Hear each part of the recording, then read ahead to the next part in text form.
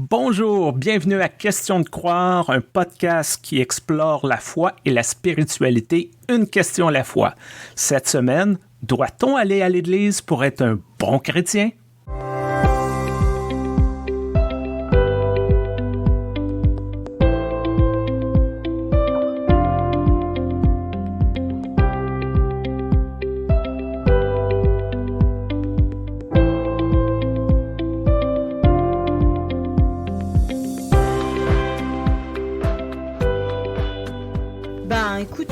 Si c'est ça ta question, moi je te dis franchement, moi dimanche j'étais pas dans mon église. Dimanche. Ah non. Ah non. Dimanche j'étais chez des copains à Bâle. J'étais pas à Zurich parce que l'église de Bâle nous avait invités à une journée panafricaine avec plein de chorales africaines et très franchement on était tous là pour 3 raisons évidentes: bien chanter, bien danser, bien manger. Et toi, dimanche matin, t'as fait quoi? Et moi, en bon pasteur, je n'étais pas à l'église non plus. J'ai fait des courses, j'ai fait mon épicerie. Des courses le dimanche? Ah ben oui. Eh ben oui. Mais il faut dire que l'office religieux de notre communauté de foi est le dimanche soir. Et j'y étais naturellement. Mais le dimanche matin, j'ai profité qu'au Canada, tous les magasins, toutes les épiceries sont ouvertes pour remplir mon frigo. J'adore cette expression, faire son épicerie. On l'utilise plus du tout en Europe, enfin, ni en France, ni en Suisse où je travaille. Et j'aime beaucoup cette expression. Et d'ailleurs, ça me fait penser qu'aller à l'église, parfois, c'est aussi une petite question d'épicerie, de choix, de goût. Et il y a aussi des offices, finalement, le samedi soir, comme tu dis, le dimanche soir. Il y a des offices de semaine. Bref, le dimanche matin, c'est une option, mais de nos jours, c'est une option parmi d'autres. Il y a des gens qui magasinent leur communauté de foi, leur paroisse. Ils se pointent une fois, 2 fois, évaluent. Ensuite, ils vont à une autre paroisse, évaluent encore. C'est un peu déstabilisant pour certaines personnes qui sont habituées à aller à l'église du quartier. Et parce qu'on habite tel quartier, on va à telle église, on ne se pose pas la question. Mais aujourd'hui, on a du transport en commun, on a des voitures, on peut marcher un peu plus, on a toujours le choix. Mais quand même, ça nous pose la question, est-ce que c'est obligatoire? Est-ce que c'est nécessaire de se pointer dans un temple, dans un bâtiment, dans une église, une fois par semaine pour que Dieu nous aime, pour être considéré comme bon chrétien? Qu'est-ce que t'en penses, Joanne? Tu vois, moi, j'avais jamais eu conscience de cette notion-là jusqu'à très tard. Parce que moi, quand j'étais petite, à chaque fois que mes parents me proposaient d'aller à l'église, j'étais ravie. Je viens de la paroisse du Bouclier, la paroisse fondée par Calvin à Strasbourg, et il y a toujours eu l'école du dimanche, le culte de l'enfance, les journées des familles. Et donc pour moi, aller à l'église, c'était synonyme de convivialité, en fait, de jeu, de bonheur. Et ce n'est que tardivement que j'ai découvert qu'il y avait des gens pour qui ça signifiait une obligation morale et qui, une fois qu'ils ont pu s'en dégager, ils se sont sentis beaucoup plus libres dans leur vie. Donc en fait, je viens pas de cet état d'esprit-là. Et j'aimerais aussi raconter un petit témoignage à propos de mon père, que je salue et à qui j'enverrai évidemment ce podcast. Ricardito, mon père Richard, qui a été élevé en Espagne et pour qui, m'a-t-il expliqué, le dimanche c'était un jour de fête. C'était un jour où son père ne travaillait pas. Mon grand-père, il travaillait beaucoup, il avait une usine, il avait beaucoup de responsabilités familiales. Le dimanche, il travaillait pas, il était en famille, il se levait avant tout le monde, il préparait une sorte de brunch. J'imagine que c'est pour ça que j'ai la passion des brunchs, c'est un truc familial. Et là, c'était le début de la fête dominicale, en fait. C'était le bonheur, c'est-à-dire le brunch en famille, ensuite aller à l'église. Après, il y avait toujours un resto, un bon repas, souvent une balade au parc. Et mon père m'a même expliqué que, de temps en autre, le papa, mon grand-père, faisait la surprise de les emmener au cabaret le dimanche. Et que c'était super familial, en fait. Et donc là, t'as un dimanche réussi, tu vois, Stéphane.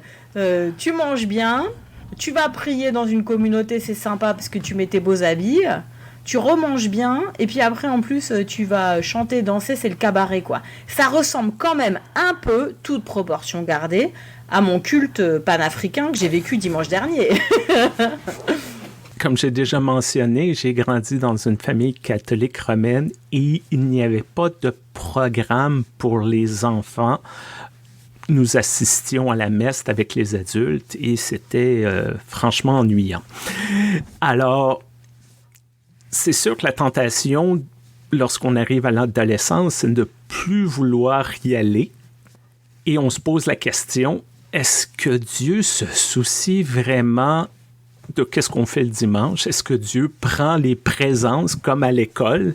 Mais quand même, il y a cette culpabilité-là qui reste dans le fond de la tête parce qu'on nous enseigne qu'il est important d'être présent pour participer à la vitalité de la paroisse, comme si le culte du dimanche était la seule expression de notre vie de foi. Alors, c'est sûr qu'on va pas dire l'inverse. C'est chouette quand on est un peu plus que 4 ou 5.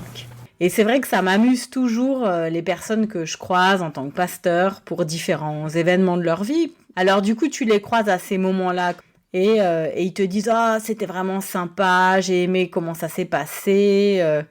Oh, si seulement je pouvais, je viendrais le dimanche, je participerais plus. » Alors c'est hyper intéressant comme remarque parce que du coup, moi, je sais pas ce qui les retient de venir. J'essaye toujours de m'imaginer dans ma tête, tiens, mais qu'est-ce qui peut bien les retenir de venir, puisque ça a l'air de leur faire envie. Et d'un autre côté, je me dis c'est sympa de se dire que les gens ont toujours quelque part dans leur tête cette possibilité de venir. Et en quelque sorte, c'est peut-être un peu frustrant pour nous autres qui sommes toujours là le dimanche. Mais si c'est ça notre mission, moi je trouve que c'est une belle mission, d'être un peu veilleur et puis d'attendre que les gens veuille bien faire physiquement communauté avec nous.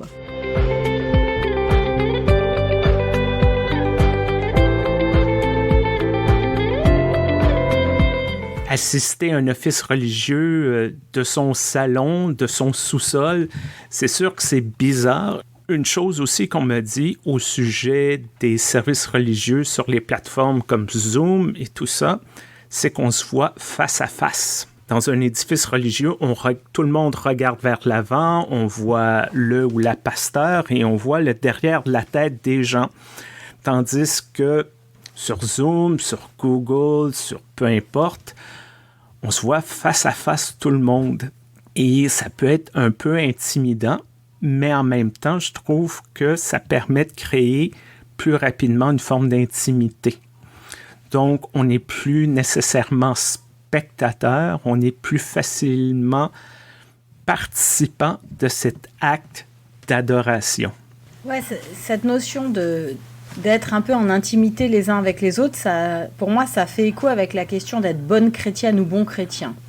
Parce qu'elle est compliquée, cette définition. C'est quoi être une bonne chrétienne ou un bon chrétien? Moi, j'ai toujours pas trouvé. En fait, je cherche un peu tous les jours.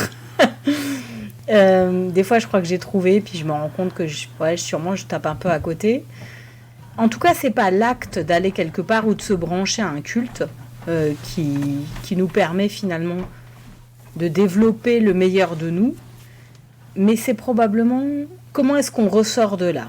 Ouais, comment est-ce qu'on ressort de là? Si en ressortant de là, on a l'impression qu'on a un peu avancé, qu'on s'est un peu rapproché de ce à quoi on aspire, qu'on a compris quelque chose ou qu'on s'est mis en chemin vers quelque chose ou quelqu'un, Jésus en l'occurrence, j'imagine que c'est un petit peu ça le début de la réponse. Et donc là, c'est pas le jour ni l'heure qui compte, c'est plutôt si ça rentre un petit peu en harmonie, en résonance, voilà. Si ça rentre en résonance avec nous, alors j'imagine que c'est là que ça devient bénéfique, et pour soi-même et pour les autres. Je crois que c'est comment on vit sa vie tout au long de la semaine. Il y a souvent une déconnexion. Le dimanche matin, c'est sacré, on est très sérieux, on prononce des confessions de foi, on prie, mais il faut que ça se reflète le reste de la semaine. Mardi matin au travail, jeudi soir à l'épicerie, peu importe. Il faut que, à quelque part, ça soit incarné cette fois durant toute la semaine. Je vais te partager, Joanne, il y a quelques années, la revue de l'Église unie du Canada a interviewé plein de jeunes adultes qui ont participé à l'école du dimanche dans leur jeunesse et qui ne vont plus à l'Église aujourd'hui. Et les gens, à la lecture de cet article, étaient catastrophés, quelle perte. Mais lorsqu'on regardait les emplois de ces personnes-là, ils étaient tous et toutes impliqués dans des travaux reliés à la justice sociale. Immigrants, lutte à la pauvreté. Et ce qui, moi, m'a fait réfléchir, c'est être bon chrétien, vivre sa foi. Est-ce que c'est s'assurer que les portes de nos bâtiments sont ouvertes ou est-ce que c'est arriver plus près de ce que certains appellent le royaume de Dieu? À la blague, quelquefois, j'ai dit, si j'ai le choix entre mon boulot pasteur et le royaume de Dieu, je vais prendre le royaume, puis je vais aller m'inscrire au bureau de chômage, puis je vais me recycler, là.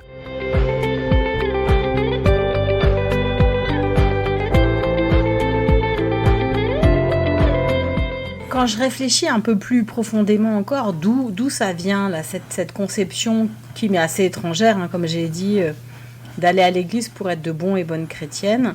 Je crois que ça vient de Cyprien qui a dit « En dehors de l'église, il n'y a pas de salut ».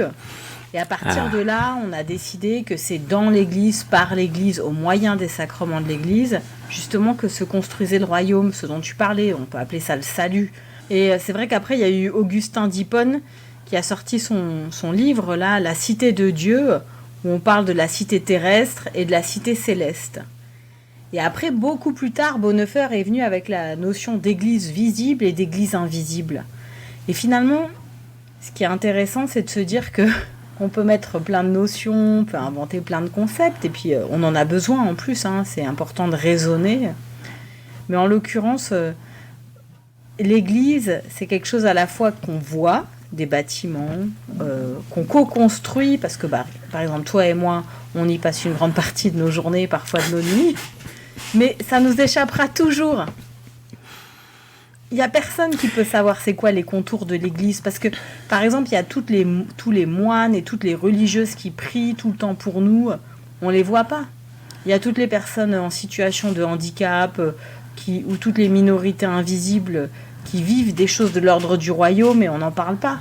Il y a tellement de choses qui nous échappent qu'en fait, c'est très compliqué de prétendre qu'il y a un critère qui soit efficace pour savoir qui est bon ou bonne chrétien et qui va à l'église et qui constitue l'église. Moi, j'aime bien ce qu'on retrouve dans l'Évangile selon Matthieu, chapitre 5, versets 23-24. Jésus dit, quand tu vas présenter ton offrande à l'autel et si tu te souviens que tu es en chicane avec ton frère ou ta sœur, laisse ton offrande, va te réconcilier et ensuite tu présenteras ton offrande. J'ai toujours aimé ce que j'appelle l'orthopraxie au-delà de l'orthodoxie, dans le sens où, oui, tout le monde peut aller à une église les dimanches matins, c'est relativement facile. Mais vivre les valeurs enseignées par Jésus, ça, c'est une autre chose. Et je crois que ça en dit plus sur une personne si elle est capable de mettre en pratique dans la vie de tous les jours ces enseignements-là. Je crois que ça en dit qu'elle est peut-être une meilleure chrétienne que quelqu'un qui va à l'église et qui après se comporte comme un salaud. Après, tu vois, on peut continuer le débat, Stéphane, parce qu'on a des collègues qui encouragent un petit peu cette conception-là. Alors moi, je ne vais même pas me mêler des catholiques ou des orthodoxes, je les laisse là où ils sont et je les bénis. Je vais juste me mêler de ma propre tradition ecclésiale, du côté luthérien et réformé en Europe, donc France-Suisse, ce que je connais un peu.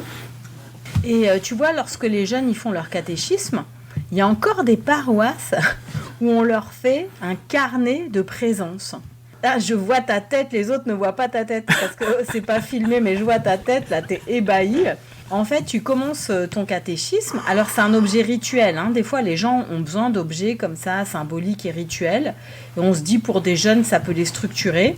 Tu commences, tu reçois ton carnet, il est nominatif, et tu dois faire tant et tant de dimanches, notamment avec Sainte Seine, à l'année.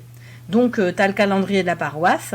Et si tu n'es pas dans la paroisse et que tu vas dans une paroisse, une autre paroisse, tu dois demander au pasteur ou à la pasteur de remplir en fait ce carnet. Et nous, ça nous est déjà arrivé, quoi, dans nos différentes communautés, que ce soit celle de mon mari ou la mienne, qu'il y a un jeune qui vienne avec son petit carnet à la fin du culte. Et toi, tu es là, tu dois trouver le tampon. Donc, en alsacien, on appelle ça le Stampfel. Tu dois trouver ton Stampfel, tu dois signer. Tu dois préciser si c'est avec Sainte Seine ou bien un autre élément qui peut intéresser le collègue. Et tu te dis, bon, je comprends sa démarche. Et puis le jeune a l'air content. Franchement, généralement, ils sont contents de faire tamponner leur petit carnet un petit peu comme si c'était des pèlerins de Compostelle. Donc, il y a des côtés sympas, tu vois. C'est rituel, c'est un petit objet que tu gardes après, ça te fait des souvenirs. Et d'un autre côté, on continue à envoyer cette image-là, quoi, que pour réussir ton caté, il faut aller au culte. Alors, c'est délicat puisque on marche un petit peu sur un fil, on est sur une crête. Parfois, je me demande si nous contribuons, nous pasteurs, à cette idée-là qu'il faut aller à l'église, peut-être parce qu'on est en conflit d'intérêts. C'est notre salaire qui est peut-être en jeu. On veut qu'il y ait des gens qui donnent. On a des comités à remplir. On a besoin de bénévoles. Et en faisant partie de l'institution, peut-être qu'on ressent la pression de préserver l'institution pour la prochaine génération.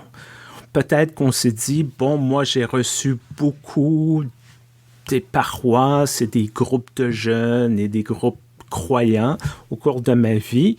Je veux que les jeunes et les prochaines générations reçoivent la même chose. Et peut-être que, d'une manière un peu bizarre, c'est un manque de foi de notre part. On pourrait peut-être se dire, l'Église de Dieu ne mourra pas et Dieu trouvera un moyen, et l'Esprit trouvera un moyen de parler aux prochaines générations, que ce soit de cette façon-ci ou d'une autre façon.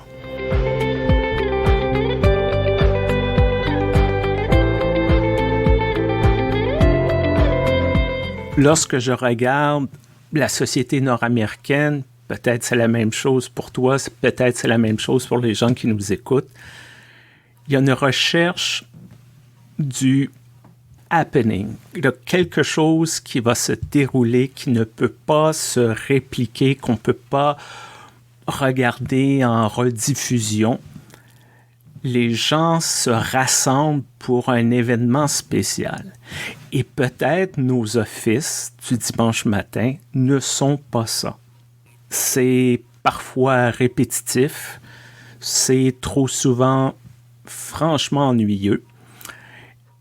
Et sans sortir les confettis, les jongleurs et les éléphants, de trouver moyen que les gens se disent, si je me présente, je pense qu'il va y avoir quelque chose de spécial qui va se dérouler.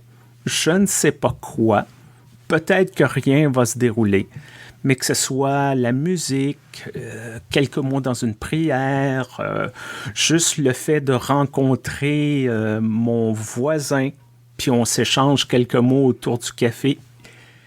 Il y a quelque chose, je crois, qu'on doit cultiver, qui ne définit pas toute la foi chrétienne, mais qui donne un petit plus au dimanche matin. Je te rejoins tout à fait, Stéphane. Et j'ai remarqué que c'est très intéressant que quand une communauté va bien, quand ça respire, quand les gens se sentent à l'aise, eh bien, progressivement, les paroissiennes et paroissiens aiment les surprises. Quand une communauté va pas très bien, qu'elle sait plus trop où elle en est, qu'elle a des membres qui souffrent, qu'elle a une période où on sent qu'il n'y a plus trop de boussole, eh bien, il faut que tout soit millimétré et chaque petit changement semble agacer profondément un certain nombre des membres. Et donc, je trouve que c'est plutôt ce dont tu parles là. Pour moi, ce serait un thermomètre un peu super intéressant à vérifier, peut-être avec nos auditrices et nos auditeurs. Est-ce que vous allez dans des communautés où les surprises, finalement l'émerveillement, eh bien, ça fait du bien aux gens, ou est-ce que ça les agace? L'enfant qui va devant interrompre la prédication, est-ce que tout le monde sourit, rigole, trouve ça charmant, ou est-ce que tout de suite il y a des soupirs et des énervements? Est-ce qu'on peut spontanément se pointer le dimanche matin avec son violon et sa tata qui sait un peu chanter, ou est-ce qu'il faut prévenir avec un courrier lettre recommandée 3 mois à l'avance? Voilà. Franchement, j'adore ta réflexion parce que ce serait presque un thermomètre de bonne santé spirituelle. Tu me fais penser, il y a plusieurs années, mon fils avait 2 ans. C'était l'été, je faisais ma prédication, mon fils était dans la salle où les enfants jouent et d'un coup, il voulait voir son père. Donc, au milieu de ma prédication, descend dans l'allée principale, tire sur mon aube. Alors, je le prends dans mes bras. Je continue ma prédication. Il regarde autour. Il me fait signe qu'il veut descendre. Et il repart. Et moi, je continue la prédication. Personne ne réagit. Et il y a une dame, quelques mois plus tard, me dit « Je venais, mais je n'étais pas trop sûr si je voulais rester. Mais quand j'ai vu ça, là, j'ai décidé que c'était ma paroisse parce que, pas que tout le monde s'en foutait, mais c'était, bah oui, c'est un père de famille, il a un enfant, il l'a pris dans ses bras, c'est pas la commotion, c'est tout. Bon. Et c'est ça, je pense, les surprises, les moments inattendus, ces moments où on a des gros fous rires, je pense que oui, ça en dit beaucoup sur la vitalité de la communauté, parce que souvent, on essaie de définir la vitalité au nombre de personnes qui se pointent, mais c'est totalement arbitraire. La vitalité, c'est est-ce que les gens sont heureux de venir? Est-ce qu'ils ont le goût de venir? Est-ce qu'ils ont le goût de revenir? Je vais te partager une autre anecdote. Je débute dans une paroisse. Bon, on est toujours poli, on fait attention à ce qu'on dit. Et on me dit, bon, on va te présenter, monsieur. Alors, je serre la main, c'est un homme de 70 ans. Bon. Première chose qu'il me dit, tu sais, tant aussi longtemps qu'on continue à dire que Jésus, Dieu, la Trinité, ça existe, on est foutu, c'est des conneries, ça. Et j'ai fait, bonjour, monsieur. Mais ce que j'ai découvert, cet homme se déclarait athée. Mais il venait à l'église tous les dimanches. Pourquoi? C'était sa communauté, c'était ses amis. C'est là qu'il y avait du support. Et ce qui m'a fait réfléchir, c'est les gens vont à l'église pour leurs propres raisons. Et c'est pas à moi, c'est pas aux autres de juger pourquoi, qu'est-ce qui est acceptable ou pas acceptable. Les gens y tirent ce qu'ils en ont besoin pour le reste de la semaine. J'adore cette perspective-là. Et je te propose même d'essayer de conclure avec une autre phrase qui serait pas « faut-il aller à l'église tous les dimanches pour être de bons chrétiens ?» mais ne faudrait-il pas construire des communautés pleines d'émerveillement? Et c'est là que ce seront des communautés chrétiennes. Tout à fait d'accord avec toi, Joanne. Je te remercie beaucoup pour cette belle conversation qu'on va terminer à ce moment. Conversation durant laquelle on se demandait s'il y a un lien entre aller à l'église et être bon chrétien. On tient à remercier notre commanditaire, l'Église unie du Canada. Peu importe la plateforme sur laquelle vous nous écoutez, n'oubliez pas d'aimer, de partager. Écrivez-nous, donnez-nous des commentaires, on veut vous entendre. questiondecroire@gmail.com. Merci beaucoup, Joanne. Merci Stéphane et écrivez-nous.